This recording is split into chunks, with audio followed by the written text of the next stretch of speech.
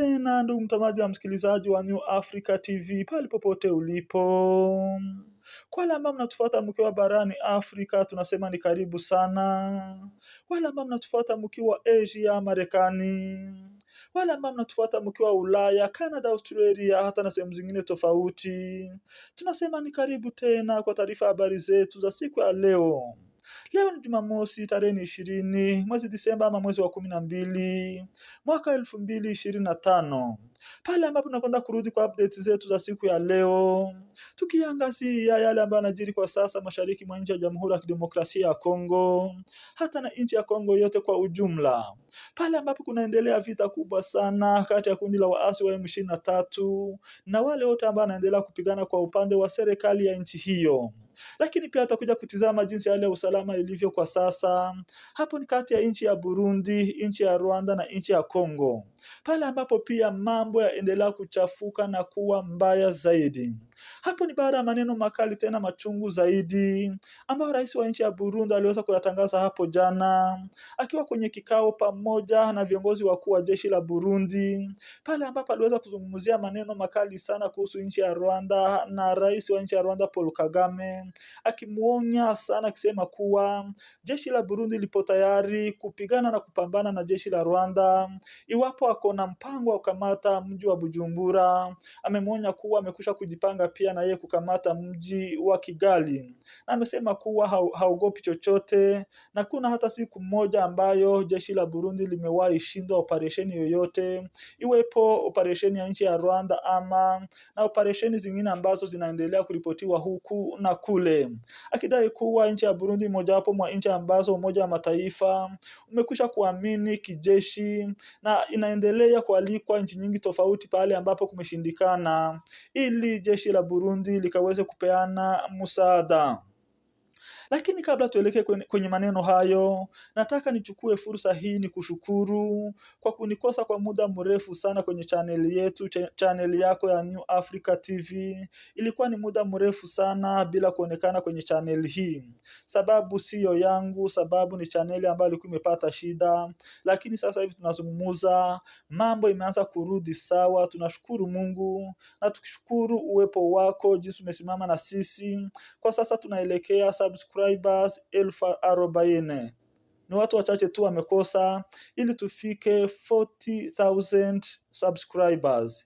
Acha nikuombe ndugu mtazamaji na msikilizaji, nimerudi kwa channel yako ili tuanze kazi kabisa, na tunaenda kufanya kazi kwa nguvu, tukikuletea habari za kweli tena za kuaminika kuhusu mambo yote ambayo yanaendelea Jumuiya ya Afrika Mashariki, le pays de Grand Lac ama nchi za maziwa makubwa, hiyo ni Burundi, Kongo na Rwanda, lakini sana sana nchini Jamhuri ya Kidemokrasia ya Kongo, tukaelekea mashariki mwa nchi hiyo pale ambapo kunaendelea operesheni kubwa sana kwa muda zaidi wa miaka 8.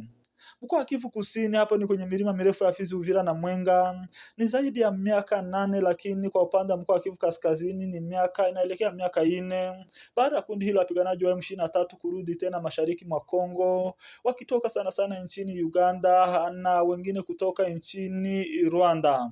Na bila kuponda muda, nataka moja kwa moja nirudi kwa updates zetu za siku ya leo, tukitazama jinsi mambo ilivyo kwa sasa kati ya pande zote mbili.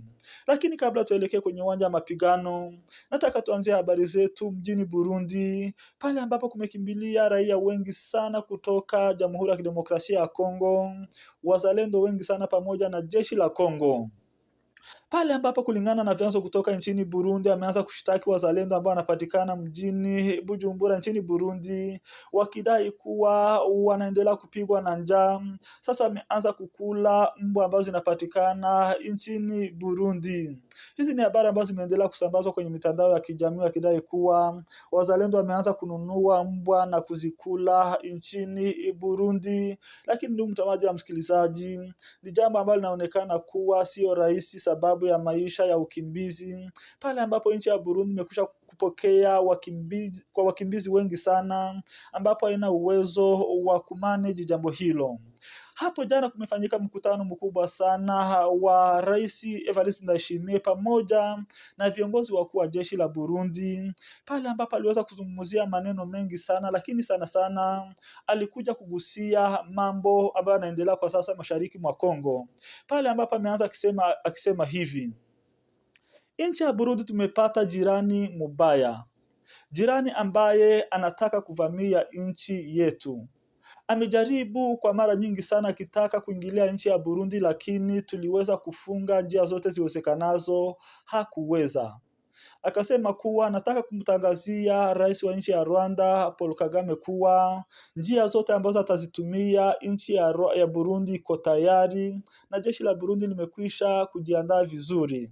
Amemwambia kuwa jeshi la Burundi liko tayari kukabiliana na shambulizi lolote ambalo litakuja kutoka nchini Rwanda, ili kutafuta jinsi watawarudisha nyuma kwa njia moja ama nyingine. Na amemuonya akisema kuwa iwapo atajaribu tu kushambulia mji wa Bujumbura, bado amekwisha kujipanga na wako tayari kushambulia mji wa Kigali. Sasa amesema kuwa serikali ya Rwanda ama inaongozwa na Rais Paul Kagame inafaa kuwa na tahadhari kubwa sana. Iwapo atajaribu jambo lolote, nchi ya Burundi iko tayari. Amesema kuwa hakuna siku hata moja ambapo jeshi la Burundi limewahi shindwa. So nchi ya Rwanda isifikirie kuwa wako zaidi ya nchi ya Burundi kwa nguvu za kijeshi, kulingana na maneno ambayo aliweza kuyatangaza rais wa nchi ya Burundi Evariste Ndayishimiye. Lakini watu wengi wanaendelea kuleta comment nyingi sana wakisema, je, si huyu mtu alikuwa mashariki mwa Kongo kusaidia serikali ya Kongo, akajaribu kupigana akiwa na wazalendo wengi, akiwa na jeshi la Kongo kwa wingi maelfu na maelfu, akiwa na vifaa kubwa na ndogo kutoka serikali ya Kongo, lakini Plaine de la Rusizi yote iliweza kukamatwa akiwa hapo, Lubarika ziliweza kukamatwa, milima yote ya Rurambo iliweza kukamatwa, jeshi la Burundi wakiwa hapo.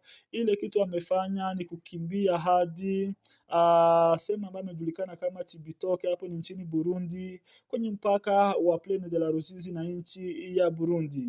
Kama hapo aliweza kushindwa, wanadai kwa nini anasema kuwa hawajawahi shindwa, na hivi karibuni walishindwa operesheni zote, ambapo walianzia mkoa wa Kivu Kaskazini, Kichanga huko na sehemu zingine tofauti, Ruchuru, Masisi, wakiendelea kukimbia hadi siku ya mwisho ni wiki iliyopita, wakati ambapo waliweza kukamata na kukimbia na kuacha Plaine de la Ruzizi yote mikononi makundi hilo wapiganaji wa M23, alafu baadaye wakaacha milima yote ya Uvira, Fizi na Mwenga, bado wanaendelea kukimbia. Kwa sasa hivi tunazungumza, wanapatikana wengi wao mjini Baraka na wengine Bibogobogo, hapo ndipo walipo kwa sasa, lakini wakiwa kwa njia ya kuelekea nchini kwao.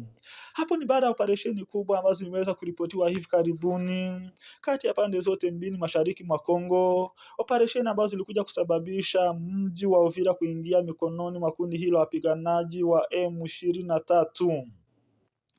Nos sources sur place à Uvira nous signalent la présence de Wazalendo FARDC au port de Kalundu ce vendredi le 19 décembre 2025. 48 heures seulement après le retrait des forces de l'Alliance Fleuve Congo Bar M23. Na mtazamaji na msikilizaji, baada ya kundi hilo wapiganaji wa M23 kutangaza kuwa wametoka mjini Uvira, ni kweli waliweza kutoka katikati mwa mji wa Uvira, na hapo jana wazalendo walionekana kwenye port ama kwenye bandari la Ziwa Tanganyika, sehemu ambayo imejulikana kama Kalundu, pale ambapo alichukua video wakionyeshana kuwa wameanza kuwasili mjini Uvira, jambo ambalo limeanza kuleta wasiwasi mwingi sana kwa raia wakazi wa mji wa Uvira. Ikisemekana kama mji wa Uvira hakuna jeshi la Kongo, hakuna M23, ikiwa unakwenda kuwa kontrole na wazalendo, ni lipi linakwenda kufanyika ama kutendeka katikati mwa mji wa Uvira? Sasa jambo hilo limeleta wasiwasi mwingi sana miongoni mwa raia, wakisema kuwa mambo inakwenda kuwa mbaya zaidi.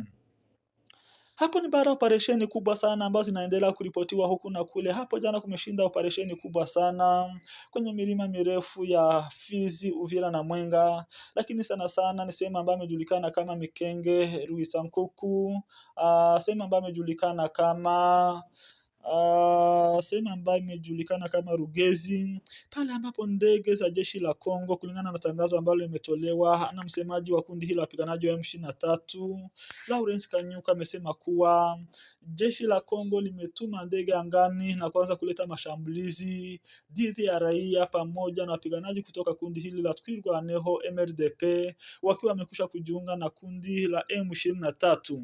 Sasa kundi hili la wapiganaji wa M23 limeonya kwa mara nyingine serikali ya Kongo, wakisema kuwa iwapo wataendelea kuleta mashambulizi haya, mambo ambayo walikuwa wameyatangaza ya kujiretre ama ya withdraw their forces, watakuja kurudi tena na kuendelea na operesheni zao ili kulinda raia, wakisema kuwa lengo lao ni kulinda raia na mali yao. Iwapo wataendelea kuleta mashambulizi, nao watakuja kufanya kile ambacho kimejulikana kama replique ama kujibu mashambulizi hayo. Ndugu mtazamaji na msikilizaji, si kutaka kuenda na update nyingi sana siku ya leo, sababu hii ilikuwa ni video yetu ya kwanza ya kufungua chaneli yetu tena ili tuone jinsi mambo itakuja kuenda, lakini nimekuja asubuhi, mchana na jioni kukuletea update za kile kitu ambacho kinaendelea mashariki mwa Kongo. Na kuja moja kwa moja tutizame jinsi hali iliweza kuamuka asubuhi na mapema siku ya leo, baada ya operesheni hizo ambazo zinaendelea kuripotiwa huku na kule, na baada ya vurugu nyingi ambazo zinaendelea kutangazwa sehemu nyingi tofauti.